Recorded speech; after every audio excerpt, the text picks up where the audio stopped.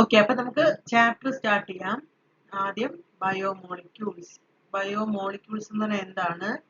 Building blocks of life ആണ്. Biomolecules എന്താണ്? Building block ആണ്. അപ്പോ building block of life. Okay, അപ്പൊ ബയോമോളിക്യൂൾസ് നമുക്ക് പഠിക്കാനുള്ളത് 4 കാറ്റഗറി നമുക്ക് നോക്കാം. ആദ്യം കാർബോഹൈഡ്രേറ്റ്സ്, ഞാൻ കാർബൺ എഴുതി. അടുത്തത് ലിപ്പിഡ്സ് ആണ്, ലിപ്പിഡ്സ്. ദെൻ പ്രോട്ടീൻ, പിന്നെ വരുന്നത് nucleic acid, nucleic acid. Okay, അപ്പോ കാർബിൽ തന്നെ മെയിൻ ആയിട്ട് പഠിക്കാനുള്ളത് ഏതൊക്കെയാണ്? സ്റ്റാർച്ച് ഉണ്ട്, ഗ്ലൂക്കോസ്, ഫ്രക്ടോസ്,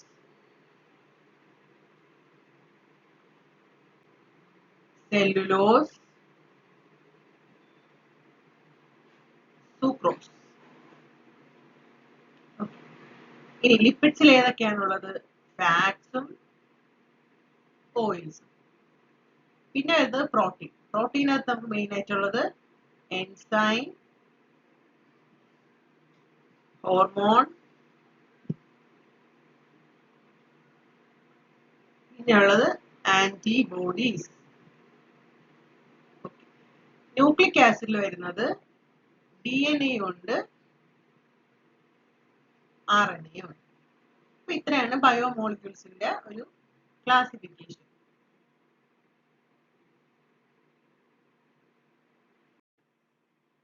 ഇനി നെക്സ്റ്റ് ടോപ്പിക് എന്ന് പറയുന്നത് മെറ്റബോളിസം. മെറ്റബോളിസം. ഓക്കെ, അപ്പൊ മെറ്റബോളിസം എന്ന് പറഞ്ഞാൽ എന്താണ് എഴുതി വെക്കാം? Sum total of chemical reactions. അപ്പോ കെമിക്കൽ റിയാക്ഷന്റെ ഒരു സം ടോട്ടലിനെ നമുക്ക് എന്ത് എന്ന് പറയാം? മെറ്റബോളിസം എന്ന് പറയാം. അതായത് ഒരു ഓർഗാനിസത്തില് ടോട്ടൽ ആയിട്ട് നടക്കുന്ന കെമിക്കൽ റിയാക്ഷൻസിനെ എല്ലാം കൂടി ചേർത്തിട്ട് നമുക്ക് എന്ത് പറയാം? മെറ്റബോളിസം എന്ന് പറയാം. അപ്പൊ ഇതിനകത്ത് നമുക്ക് മെയിൻ ആയിട്ട് ഈ മെറ്റബോളിസത്തിൽ 2 വിങ് പഠിക്കാനുണ്ട്. ഓക്കെ, എന്തൊക്കെയാണ്? ഒന്നാമത്തത് anabolism. Next one catabolism. Okay, ആനബോളിസത്തിനകത്ത് കമ്പൈനിങ് എന്ന് ഓർത്ത് വയ്ക്കുക, കമ്പൈനിങ്. കാറ്റബോളിസത്തിനകത്ത് ബ്രേക്കിംഗ് എന്ന് ഓർത്ത് വയ്ക്കാം, ബ്രേക്കിംഗ്. ഓക്കെ, ഇത്തിരി മനസ്സിലായി. അപ്പൊ ആനബോളിസത്തിനകത്ത് കമ്പൈൻ ചെയ്യണം. എന്താ കമ്പൈൻ ചെയ്യേണ്ടത്? Anabolism is A biological process of combining molecules. അതിൽ എക്സാമ്പിൾ നമുക്ക് ആരെ പറയാം? ഫോട്ടോസിന്തസിസ്. അതായത് എന്താണ് ഫോട്ടോസിന്തസിലൂടെ നമുക്ക് എന്താ കിട്ടുന്നത്? ഫോട്ടോസിന്തസിലൂടെ നമുക്ക് നമ്മൾ ഗ്ലൂക്കോസ് ഉണ്ടാക്കിയെടുക്കുമല്ലേ. സോ കമ്പൈൻ ചെയ്തല്ലേ ആ പ്രൊസീജിയർ നടക്കുന്നത്.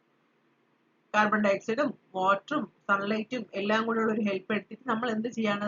കോമ്പിനേഷനിലാണ് ഗ്ലൂക്കോസ് ഉണ്ടാകുന്നത്. സോ ഫോട്ടോസിന്തസിസ് പറയാം, അതിനകത്ത് ഗ്ലൂക്കോസ് നമുക്ക് അതിന്റെ എക്സാമ്പിൾ ആയിട്ട് പറയാം. ഓക്കെ, പിന്നെ അടുത്തത് എന്താണ്? കാറ്റബോളിസം. കാറ്റബോളിസം എന്ന ബ്രേക്കിംഗ് ആണ്, ബ്രേക്ക് ഡൗൺ ചെയ്യുന്നു എന്നുള്ളതാണ്. അത് നമ്മൾ എഴുതി വെച്ചിട്ടുണ്ട്. അതിന് എക്സാമ്പിൾ ആയിട്ട് നമുക്ക് പ്രോട്ടീൻ ബ്രേക്ക് ഡൗൺ ചെയ്ത് അമിനോ ആസിഡ് ആവുന്നത് എഴുതാം. എക്സാമ്പിൾ ഏതെഴുതാം?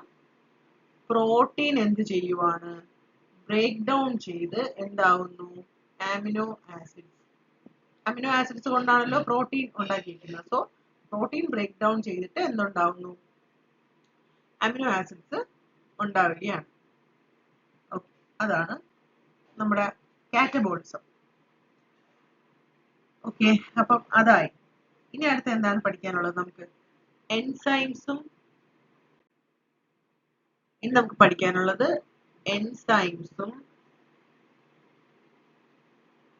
അതുപോലെ തന്നെ ഹോർമോൺസും തമ്മിലുള്ള difference between enzymes and hormones ആണ് പഠിക്കാനുള്ളത്. അപ്പൊ ഓരോന്നും ആദ്യം എൻസൈമിന്റെ പോയിന്റ്. എൻസൈമിന്റെ ഫസ്റ്റ് പോയിന്റ് എന്താണ്? ആക്ച്വലി ഇതെന്ന് പറഞ്ഞാൽ ഒരു കാറ്റലിസ്റ്റ് ആണ് അല്ലേ?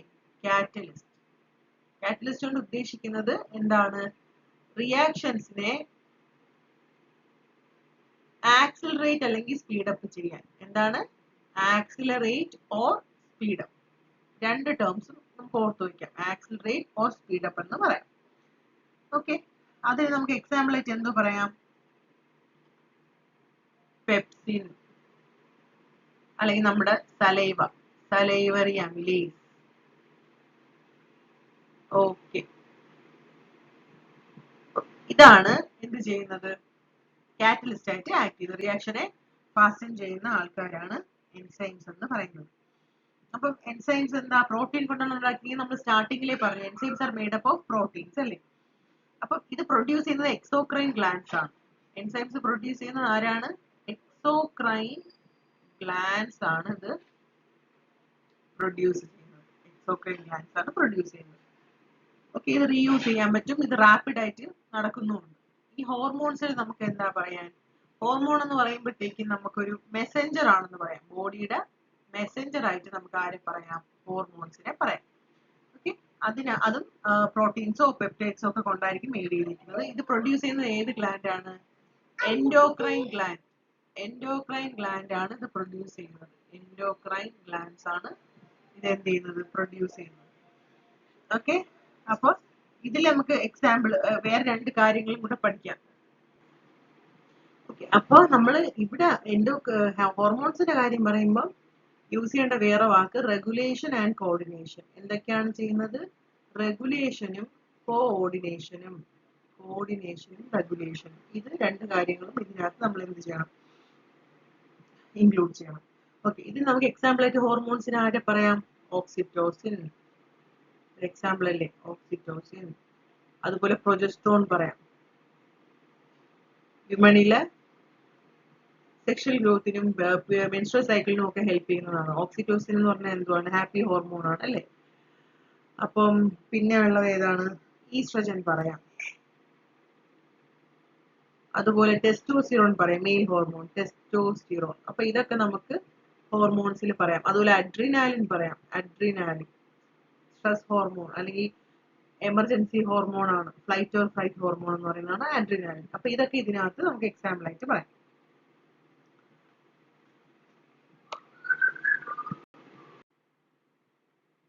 ഓക്കെ, ഇനി യൂണി സെല്ലുലാർ ഓർഗാനിസത്തിലും മൾട്ടി സെല്ലുലാർ ഓർഗാനിസത്തിലും ന്യൂട്രീഷൻ എടുക്കുന്നത് എങ്ങനെയെന്നുള്ളതാണ്. സോ യൂണി സെല്ലുലാർ,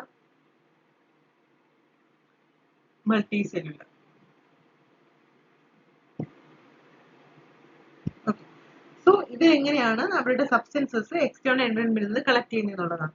അപ്പൊ ഒരു unicellular organism, for example amoeba, ഒരു അമീബ. അപ്പൊ അമീബ ഉണ്ട്. ഇത് എങ്ങനെയാണ് മോളിക്യൂൾസിനെ എടുക്കുന്നത്? ലൈഫ് പ്രോസസ്സിന് ആവശ്യമായിട്ടുള്ള മോളിക്യൂൾസ് എൻ്റർ ചെയ്യുന്നത് സെൽ മെംബ്രെയിൻ വഴിയാണ്. ഏത് വഴിയാണ്? Cell membrane or plasma membrane എന്നും അതിനെ പറയും. അപ്പോൾ സെൽ മെംബ്രെയിൻ അല്ലെങ്കിൽ പ്ലാസ്മ മെംബ്രെയിൻ വഴി എന്ത് ചെയ്യുന്നു? മോളിക്യൂൾസ് ഈ അമീബയുടെ ബോഡിക്കകത്തോട്ട് എന്ത് ചെയ്യുവാണ്? എൻ്റർ ചെയ്യുകയാണ് ചെയ്യുന്നത്. അപ്പൊ ഇതിനെയാണ് എന്തെന്ന് പറയുന്നത്? ഈ ഔട്ടർ കവറിങ്ങിനെയാണ് സെൽ മെംബ്രെയിൻ എന്ന് പറയുന്നത്. ഓക്കെ, അങ്ങനെയാണ് എക്സ്റ്റേണൽ എൻവയോൺമെന്റിൽ നിന്ന് ഡയറക്റ്റ് ആണ് എന്ത് ചെയ്യുന്നത്? ഈ സംഭവങ്ങൾ കളക്ട് ചെയ്യുന്നത്. പക്ഷെ മൾട്ടിസെല്ലുലാർ ഓർഗാനിസത്തിന് എങ്ങനെയാണ്? ഈ ന്യൂട്രിയൻസ് അല്ലെങ്കിൽ ഓക്സിജൻ എന്ന് പറയുന്നത് എക്സ്റ്റേണൽ എൻവയോൺമെന്റിൽ നിന്ന് എങ്ങനെയാണ് എൻ്റർ ചെയ്യുന്നത്?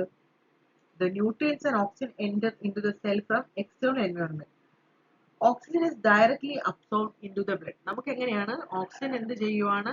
ഓക്സിജൻ നമ്മുടെ റെസ്പിറേറ്ററി സിസ്റ്റം ആണല്ലേ കളക്ട് ചെയ്യുന്നത്. റെസ്പിറേറ്ററി സിസ്റ്റം വഴി ഓക്സിജൻ എങ്ങോട്ടാണ് എൻ്റർ ചെയ്യുന്നത്? ബ്ലഡിലോട്ട് അത് എന്ത് ചെയ്യുവാണ്? എൻ്റർ ചെയ്യുകയാണ് ചെയ്യുന്നത്. ഓക്കെ, അതുപോലെ നമ്മൾ എന്താണ്, നമുക്ക് ന്യൂട്രിയൻസ് എങ്ങനെയാണ് കിട്ടുന്നത്? നമ്മൾ ഫുഡ് എടുക്കുന്നു, അത് digestive system, okay, digestive system വഴി എന്താണ്? ഡൈജഷൻ നടക്കുന്നു. എന്നിട്ട് എന്താണ്? ന്യൂട്രിയൻസിനെ നമ്മൾ സിമ്പിൾ ഫോം ആയിട്ട് ആക്കുമ്പോൾ ഇത് ബ്ലഡിലോട്ട് എന്ത് ചെയ്യുവാണ് ചെയ്യുന്നത്? അബ്സോർബ് ചെയ്യുവാണ് ചെയ്യുന്നത്.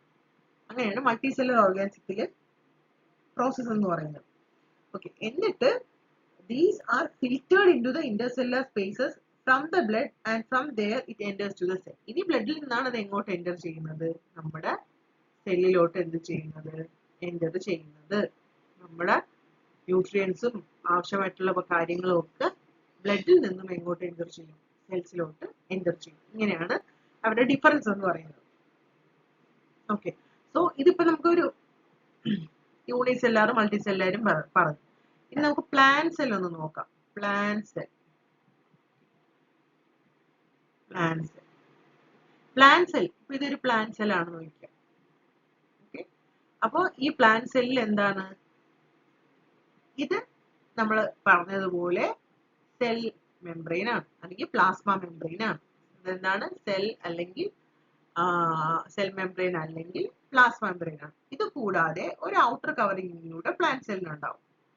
ഓക്കെ, അപ്പൊ അതിനെ നമുക്ക് എന്ത് പറയാം? ഈ ഔട്ടർ കവറിങ്ങിനെ നമ്മൾ വിളിക്കുന്ന പേരാണ് സെൽ വോൾ. ഇതിനെ എന്താ പറയുന്നത്? ആ ഒരു ഔട്ടർ കവറിങ്ങിനെ നമുക്ക് സെൽ വോൾ എന്ന് വിളിക്കാം. So this is known as cell wall. Okay, ഇത്രയും കാര്യം ഓർത്തു വെക്കാം. അപ്പൊ through the cell wall and through the extra cellular spaces the substances from external environment enter into the cytoplasm. അതായത് സെൽ വാൾ വഴി എന്ത് ചെയ്യുന്നു? സെൽ വാൾ വഴി ഈ എക്സ്ട്രാ സെല്ലുലാർ സ്പേസസിലൂടെ എന്ത് ചെയ്യുവാണ്? പാർട്ടിക്കിൾസ് സൈറ്റോപ്ലാസത്തിൽ എൻ്റർ ചെയ്യുന്നു. അപ്പൊ ഇതാണ് സൈറ്റോപ്ലാസം. നടുക്ക് ന്യൂക്ലിയസ് ആണല്ലോ. നടുക്ക് എന്താണ്? ന്യൂക്ലിയസ് ആണല്ലോ. സോ സെൻട്രൽ പോർഷൻ എന്ന് പറഞ്ഞാൽ ന്യൂക്ലിയസ്. ബാക്കി ഈ ബ്ലൂ പോർഷൻ ഇല്ലേ, ബ്ലൂ പോർഷൻ ആണ് എന്തോന്നെന്ന് പറയുന്നത്? എന്തുവാണെന്ന് പറയുന്നത്? സൈറ്റോപ്ലാസം. ഇതിനെയാണ് സൈറ്റോപ്ലാസം എന്ന് പറയുന്നത്. സൈറ്റോപ്ലാസം. അപ്പൊ സെൽ വോൾ വഴി സൈറ്റോപ്ലാസത്തിലോട്ട് എൻ്റർ ചെയ്യുന്നു. Okay, clear? ഇനി ഇത് കൂടാതെ ടെക്സ്റ്റ് ബുക്കിൽ ഒരു കാര്യത്തെ കൂടി പറ്റി പറഞ്ഞിട്ടുണ്ട്. അതായത് പ്ലാസ്മോഡെസ്മാറ്റ ആണ്. പ്ലാസ്മോഡെസ്മാറ്റ എന്ന് പറയുന്ന ഒരു വാക്കും കൂടെ ഓർത്തു വയ്ക്കുക. So through the cytoplasmic connections called plasmodesmata that connect to the adjacent cells. അപ്പൊ എന്താണ് ഈ പ്ലാസ്മോഡെസ്മാറ്റ എന്ന് പറയുന്നത്? എന്താണ്? സൈറ്റോപ്ലാസ്മിക് കണക്ഷൻസ് ആണ്. സൈറ്റോപ്ലാസത്തിനെ കണക്ട് ചെയ്യുന്ന ആ കണക്ഷൻസിനെയാണ് നമ്മൾ എന്ത് പറയുന്നത്? പ്ലാസ്മോഡെസ്മാറ്റ എന്ന് പറയുന്നത്. അതായത് അഡ്ജസെന്റ് സെൽസ്. ഇപ്പൊ ഇവിടെ വേറൊരു സെൽ ഉണ്ടെന്ന് വയ്ക്കുക, അല്ലെങ്കിൽ ഇവിടെ വേറൊരു സെൽ ഉണ്ടെന്ന് വയ്ക്കുക. അപ്പം ഈ സെൽസിനെ തമ്മിൽ, സെൽസിന്റെ സൈറ്റോപ്ലാസംസ് തമ്മിൽ കണക്ട് ചെയ്യുന്ന ആ ഒരു ചാനലിനെ നമുക്ക് എന്തെന്ന് വിളിക്കാം? നമുക്ക് പ്ലാസ്മോഡെസ്മാറ്റ എന്ന് വിളിക്കാം. എന്താണ്? പ്ലാസ്മോഡെസ്മാറ്റ. അപ്പൊ ആ ടേം ഓർത്തു വെക്കണം. എന്നിട്ട് എന്ത് ചെയ്യണം? നമ്മള് ഇത് അഡ്ജസെന്റ് സെൽസിനെ കണക്ട് ചെയ്യുന്നു എന്ന് കൂടെ പറയാം. ഇത് എന്ത് ചെയ്യുന്നു? അഡ്ജസെന്റ് സെൽസിനെ കണക്ട് ചെയ്യുന്നു. Adjacent cell connector. ഇത് അഡ്ജസെന്റ് സെൽസിനെ കണക്ട് ചെയ്യുന്ന ചാനലാണ്. അപ്പൊ ഇത്രയും കാര്യങ്ങളാണ് ഈ ഒരു ടോപ്പിക്കിനകത്ത് ഓർത്ത് വെക്കുക. അപ്പൊ ഇന്റേണൽ എൻവയോൺമെന്റ് എന്ന് പറയുമ്പോൾ എന്തായിരിക്കും? എക്സ്റ്റേണൽ എൻവയോൺമെന്റ് എന്ന് പറയുമ്പോഴത്തേക്കും ഈ പുറത്തുള്ള എൻവയോൺമെന്റ് അല്ലേ. ഇന്റേണൽ എന്ന് പറയുമ്പോൾ എന്തായിരിക്കും? ഈ സെല്ലിനകത്തുള്ള ഈ ഒരു എൻവയോൺമെന്റ്, അതായത് നമ്മുടെ ഈ സൈറ്റോപ്ലാസത്തിന്റെ സെൽ വോളിനകത്ത് വരുന്ന ഈ സൈറ്റോപ്ലാസവും നമ്മുടെ ന്യൂക്ലിയസും പിന്നെ ഫ്ലൂയിഡും എല്ലാം നമുക്ക് അതിനകത്ത് പറയാം. ഓക്കെ, ഇനി അടുത്ത ഒരു ടേം എന്ന് പറയുന്നത് ഹോമിയോസ്റ്റാറ്റിസ്. ഹോമിയോസ്റ്റാറ്റിസ് ഇതെന്താ? അതായത് keeping the composition of internal environment constant is known as homeostasis. അതായത് നമ്മുടെ ഇന്റേണൽ എൻവയോൺമെന്റ് ഉണ്ടല്ലോ, ഈ സെല്ലിനകത്തുള്ള ആ ഒരു എൻവയോൺമെന്റ്, സോ അതിനെ ആ ഒരു കോൺസ്റ്റന്റ് ആക്കി വയ്ക്കുന്ന ഒരു അവസ്ഥയെ നമുക്ക് എന്തെന്ന് പറയാം? ഹോമിയോസ്റ്റാറ്റിസ് എന്ന് പറയാം. ഓക്കെ, അപ്പൊ ഇനി വേറൊരു ഇമ്പോർട്ടന്റ് പോയിന്റ് ഇവിടെ പറയുന്നത്, ഈ സെൽ മെംബ്രെയിൻ അല്ലെങ്കിൽ പ്ലാസ്മ മെംബ്രെയിനെ നമുക്ക് എന്തെന്ന് വിളിക്കാം? സെലക്റ്റീവ്ലി പെർമിയബിൾ മെംബ്രെയിൻ എന്ന് വിളിക്കാം. എന്ത് വിളിക്കാം? Selectively permeable membrane. Selectively permeable ആയിട്ടുള്ള ഒരു മെംബ്രെയിൻ ആണ് നമ്മുടെ സെൽ മെംബ്രെയിൻ അല്ലെങ്കിൽ പ്ലാസ്മ മെംബ്രെയിൻ എന്ന് പറയുന്നത്. അതായത് ഈ ട്രാൻസ്പോർട്ടേഷൻ, മെറ്റീരിയൽസിന്റെ ട്രാൻസ്പോർട്ടേഷൻ സൈറ്റോപ്ലാസത്തിൽ നിന്നും അല്ലെങ്കിൽ ഇന്റേണൽ എൻവയോൺമെന്റ് സൈറ്റോപ്ലാസത്തിന് ഇടയ്ക്ക് the transportation of materials between cytoplasm and internal environment takes place through the plasma membrane. Okay, അതായത് ഈ ബോഡിക്കകത്ത്